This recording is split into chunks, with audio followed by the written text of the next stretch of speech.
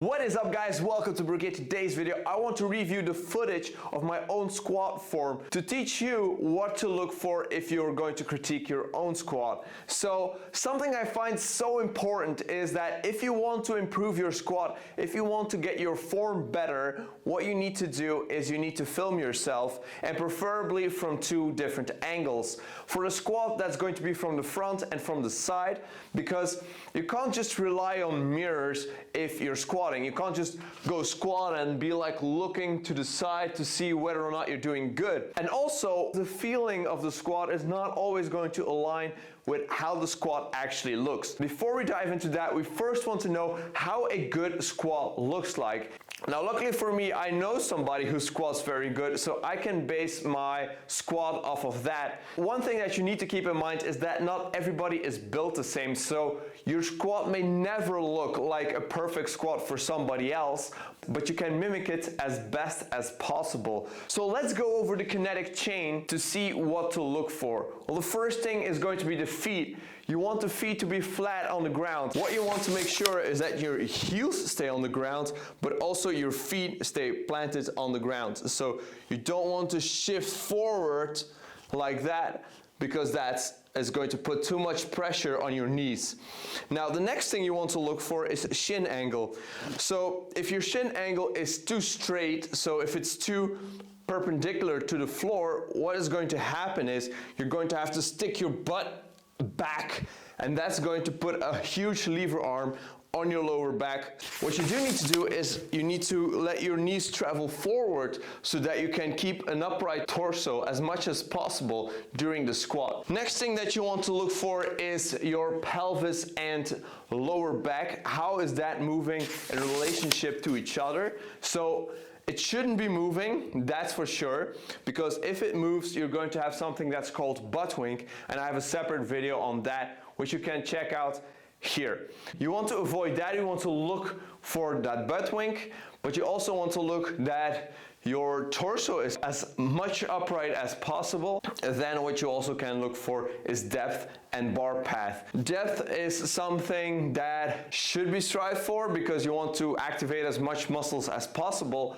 but if you're not hitting depth and if you have to sacrifice good technique for depth, you're probably better off squatting a little bit less deep and then working towards that as you progress and get better.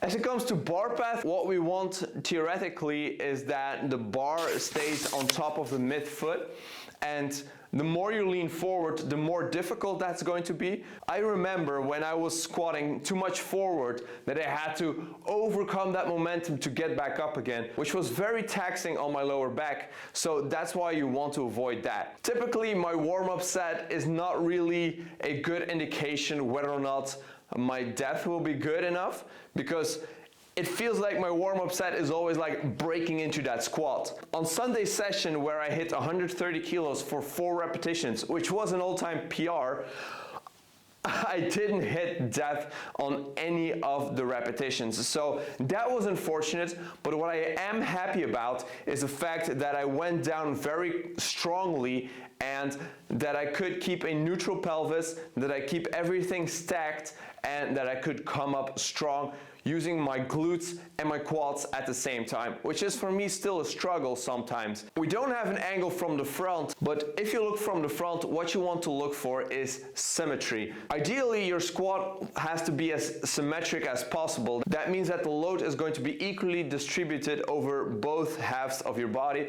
so both legs and both glutes, everything is going to contribute equally to your squat.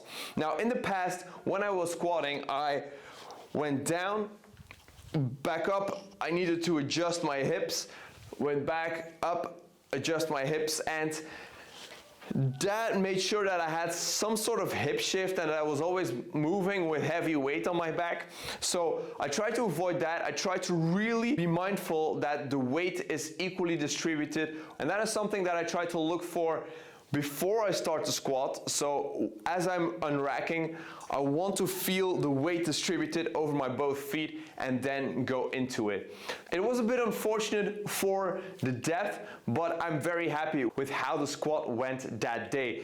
Now, I also filmed yesterday, which was a Thursday, and then I tried to go a little bit deeper and try to avoid that butt wink, and I found that it was really borderline. Like, I was almost going to butt wink, but not really. So I really had to contract my core, keep my pelvis stable actively in order to go as deep as I went that day. So here's some footage, and I think eventually if you keep comparing the two, how it feels and how it looks, and make sure that it feels good before it looks good, then we're going to progress forward, and then you're going to have an awesome squat. So yeah, if you are having some troubles with your squat, please let me know in the comments down below. So thank you so much for watching, guys. I hope you liked this video. I hope you got something out of it.